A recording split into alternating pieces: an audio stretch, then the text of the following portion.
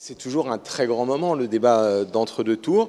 En même temps, celui-ci, je crois que François Hollande l'aborde avec beaucoup de sérénité, parce qu'il fait campagne avec cohérence autour de ses engagements depuis de longs mois, dans un débat avec les Français.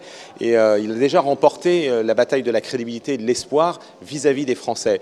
Simplement, Nicolas Sarkozy, lui, est dans le pugilat, il est en permanence dans la caricature, dans l'invective. Donc il faut que ce soir, alors qu'il a déjà tant gâché le climat politique dans notre pays, on n'accepte pas qu'il rabaisse la dignité du débat.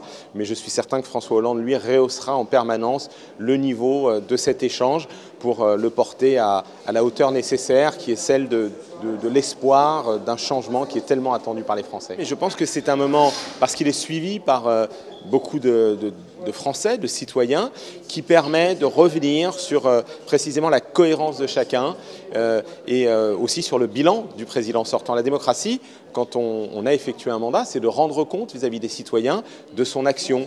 Et Nicolas Sarkozy, depuis des mois, essaye d'échapper à ce bilan avec toutes sortes de ficelles, de faux fuyants, en jouant sur les peurs, en sortant des boucs émissaires, en multipliant les propositions plus incohérentes les unes que les autres. Eh bien, je crois que grâce à la longueur de ce débat, peut-être à sa solennité, il lui sera très difficile d'échapper à son bilan et qu'on verra en face une attitude de respect des Français, mais aussi de cohérence, de vision de l'avenir. C'est cela que ce débat, je pense, va nous apporter.